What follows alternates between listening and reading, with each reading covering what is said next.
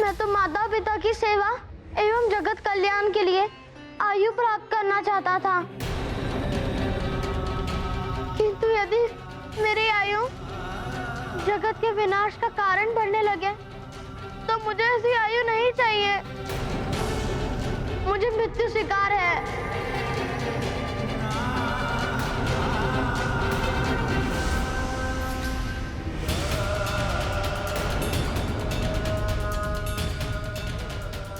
कालदेव, आप दोनों महाशक्तियों के युद्ध से मैं जगत का विनाश होते नहीं देख पाऊंगा। मेरे प्राण हर लीजिए, मैं प्रस्तुत हूँ।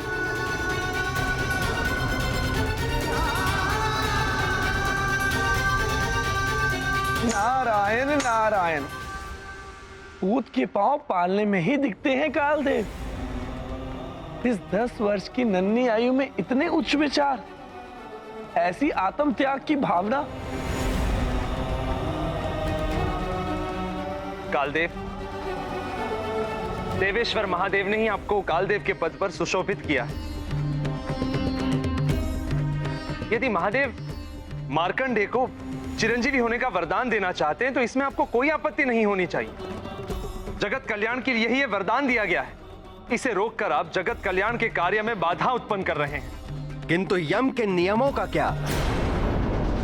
यदि आप अपने नियम सर्वोपरि मानते हैं तो मैं प्रस्तुत हूँ। हर लीजिए मेरे प्राण। किंतु मेरे कारण कोई युद्ध नहीं होना चाहिए।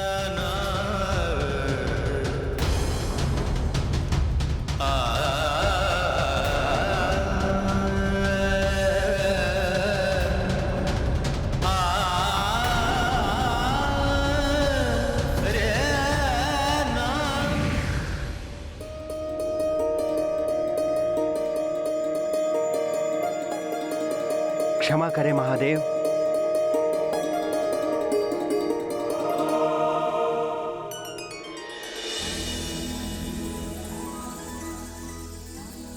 आज मार्कंडेय ने मुझे अन्याय करने से रोक लिया। धर्म का पालन तो करना चाहिए, किंतु जगत कल्याण एवं परोपकार के मूल्य पर नहीं।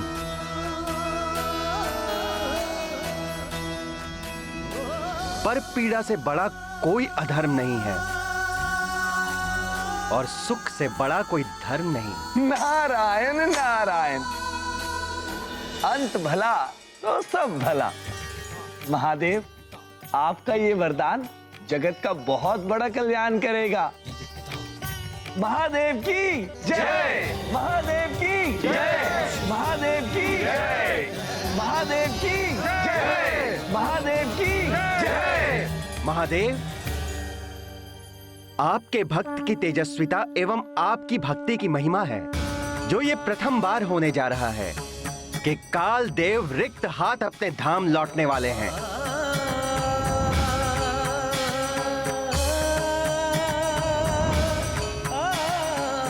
मेरे कृत्य के लिए मैं आप सभी से क्षमा प्रार्थी हूं।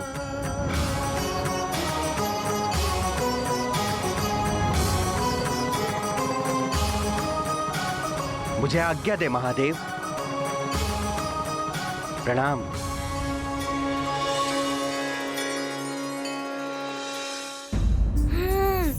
अंत भला तो सब भला। अंततः मार्कंडेय जी अपनी मृत्यु टालने में सफल हो ही गए। हाँ हनुमान, शिव भक्ति और माता पिता की सेवा का पुरस्कार मिला उन्हें।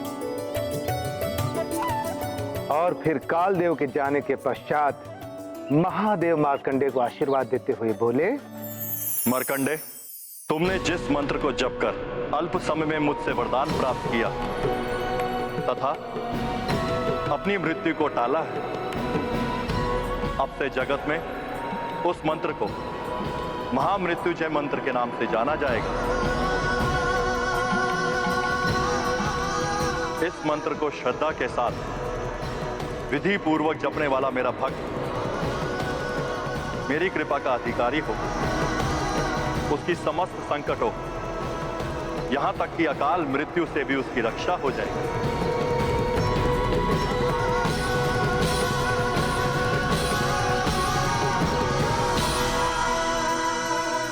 हे भोले भोलेनाथ, आपने मुझे जीवन दान देकर मुझ पे बड़ा उपकार किया है। आपको कोटि कोटि नमन महादेव। आपको कोटि कोटि प्रणाम महादेव।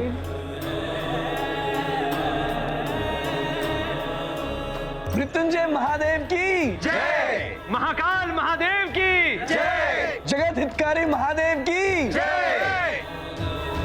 हे प्रभु, आपकी कृपा से अब मैं अपने माता पिता की सेवा भी करूंगा एवं जगत कल्याण के लिए सदा तत्पर रहूंगा। आपकी जय हो भोलेनाथ। आपको कोटि कोटि धन्यवाद प्रभु।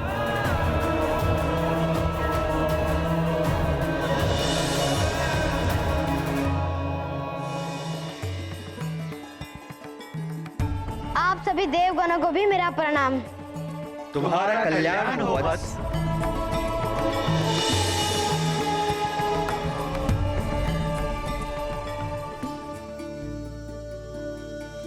माँ, पिताश्री। मार्कंडे पुत्र,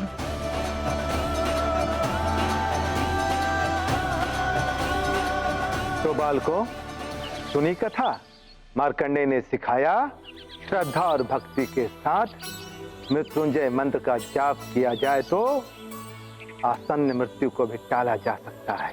हाँ ऋषिवर, मार्कंडे जी की ये भक्ति के कारण ही कालदेव को रिक्त हाथ लौटना पड़ा। सत्य है हनुमान, अन्यथा कालदेव कभी नियम नहीं तोड़ते हैं, अपितु नियम तोड़ने वालों को दंड देते हैं। हनुमान को नियम तोड़ने का दंड मैं अवश्य दूंगा।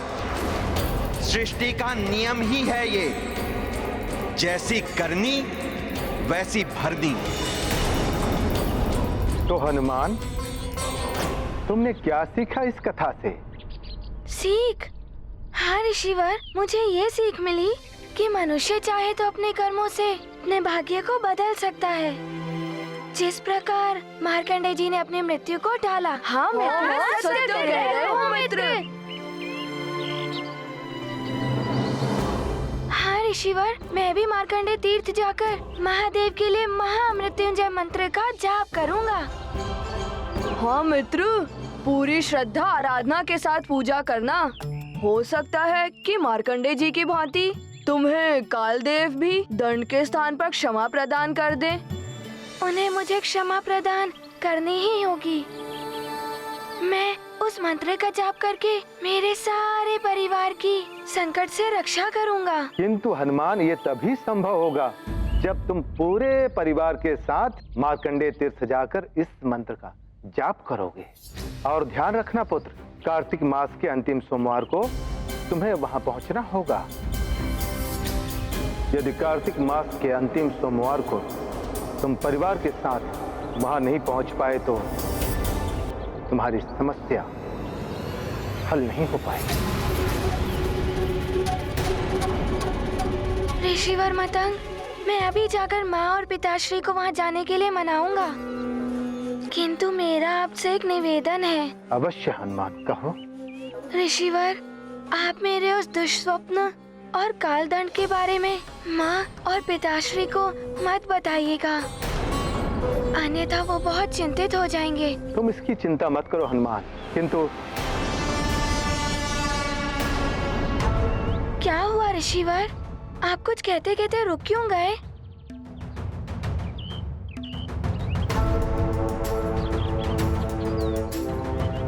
किंतु तुम्हें सावधान रहना होगा हनुमान।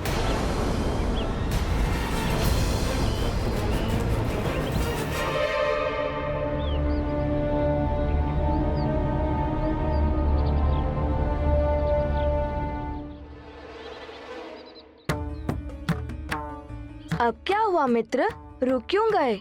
मित्रों, एक दुविधा है। सबको तीर्थ जाने के लिए कैसे मनाऊं? यदि किसी को भी ज्ञात हो गया मेरे उस दुष्स्वप्नों के बारे में और कालदंड के बारे में, तो सब चिंतित हो जाएंगे, विशेष रूप से मेरी माँ। हाँ मित्र, दुविधा तो बड़ी है, लेकिन समय पर पहुंचना भी तो आवश्यक है ना मित्र।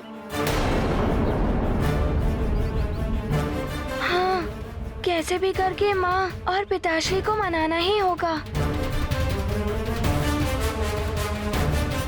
चलो। ब्रह्मदेवाय नमः। ओम ब्रह्मदेवाय नमः। ओम ब्रह्मदेवाय नमः। ओम ब्रह्मदेवाय नमः। ओम ब्रह्मदेवाय नमः। अच्छा हुआ लंकेश ने मेरी बात मान ली। अब लंकेश की ये विधिवत से अमृत की प्राप्ति अवश्य कराए। कहो पुत्र, तुम कुछ कहना चाहते हो? पिताश्री, हनुमान की कुछ इच्छा है, वो आप पूर्ण करेंगे ना? इसमें संकोच कैसा? पुत्र हो तुम हमारे, और पुत्र की हर उचित इच्छा को पूर्ण करना पिता का कर्तव्य होता है। बताओ, क्या इच्छा है तुम्हारी?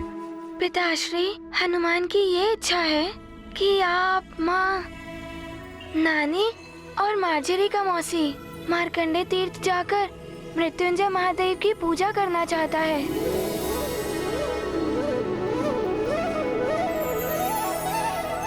ऋषिवर मतंग के पास गया था मैं, उन्होंने ही ऐसा करने का सुझाव दिया है। आप सब चलेंगे ना मार्कंडे तीर्थ?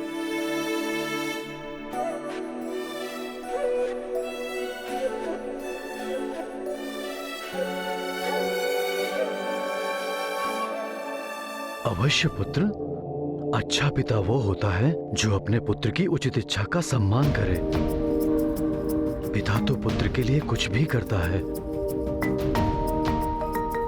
और फिर जब पुत्र तुम्हारे जैसा हो तो उसकी इच्छा के लिए मैं कुछ भी कर जाऊंगा। मेरे अच्छे पिताश्री, सबसे अच्छे।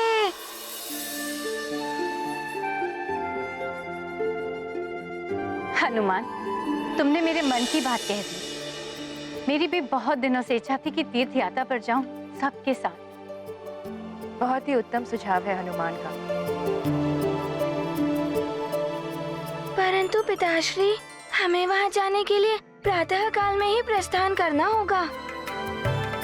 ऋषिवर मतंग ने कहा है कि कार्तिक मास के अंतिम सोमवार को हमें वहां पूजा करनी होगी।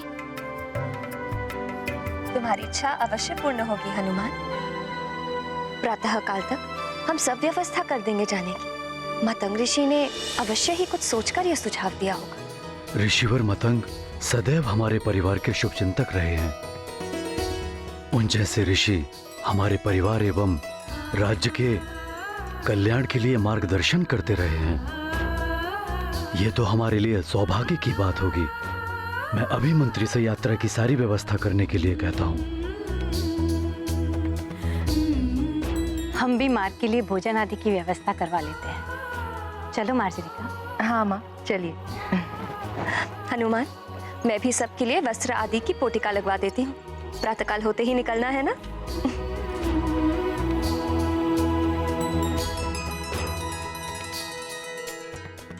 सब इतनी सहजता से मान जाएंगे, ये तो हनुमान ने सोचा भी नहीं था। आपका बहुत बहुत धन्यवाद प्रभु। अब तो हमारी यात्रा प्रातः काल को ही आरंभ होगी। प्रभु, आपके कारण हमारे सारे संकट दूर हो जाएंगे। जय हो भोले बाबा की।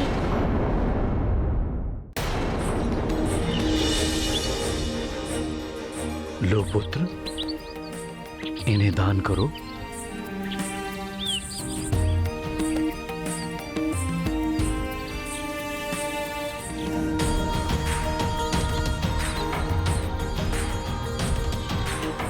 प्रणाम।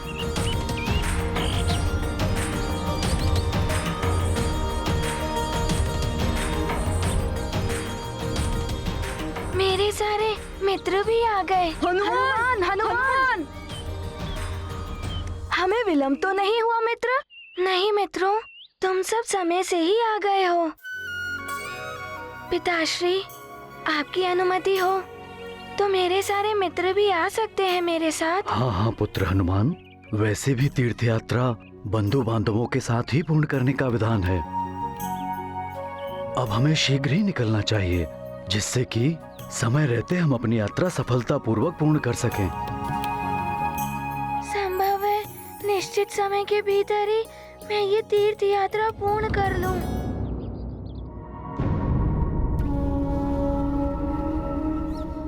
सफल नहीं हो पाएगी केसरी की तीर्थ यात्रा, ना ही जीवन यात्रा। परंतु महाराज कालदेव, केसरी का परिवार भी है केसरी के साथ, कहीं परिवार की पीड़ा से ही जुड़ी है हनुमान की पीड़ा चित्रगुप्त जी। केसरी के प्राण हरने की व्यवस्था कीजिए, भेजिए यमदूतों को। जी प्रभु।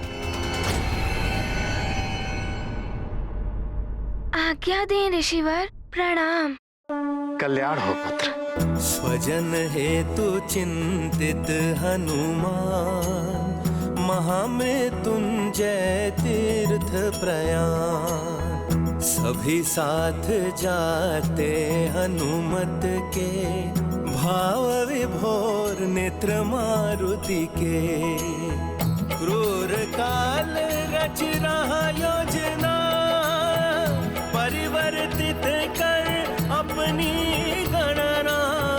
जन्म मरण है जीवन यात्रा, हनुमत कृपा बने जय यात्रा।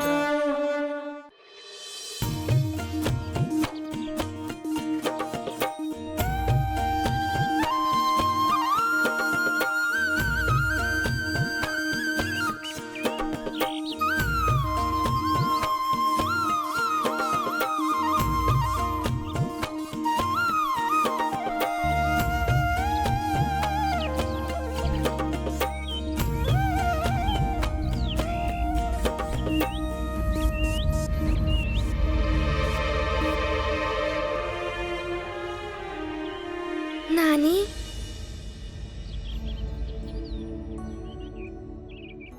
आप क्लांत प्रतीत हो रही हैं। क्या मैं आपको कंधे पर बिठाकर ले चलूं? हनुमान, तुम तो एक ही क्षण में सबको अपने कंधे पर उठा के ले जा सकते हो पुत्र, किंतु तीर्थ यात्रा अपने पांव पर चल के पूर्ण करने में ही उत्तम फल की प्राप्ति होती है।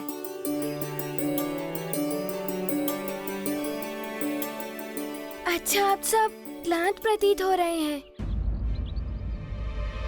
क्यों ना कुछ क्षण विश्राम किया जाए? अवश्य पुत्र हनुमान। आगे पर्वत श्रृंखला है, यदि उसे पार करना है तो हमारा विश्राम करना आवश्यक है। उसके पश्चात हम नई स्फूर्ति से आगे बढ़ेंगे।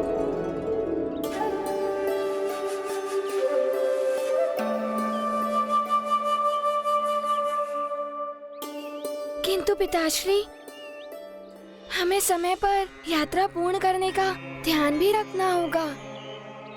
चिंता मत करो पुत्र, सब कुछ समय अनुसार ही होगा।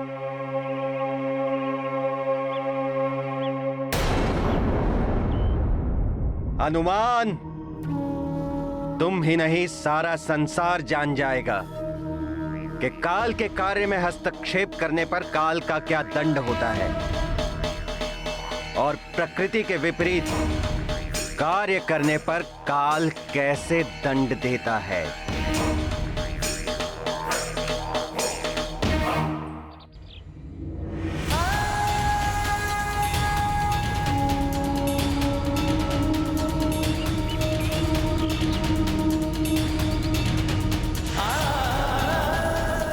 विधान ही काल की पहचान है। यम के नियम जितने कठोर हैं, उतनी ही कठोरता से पालन करवाते हैं काल जी।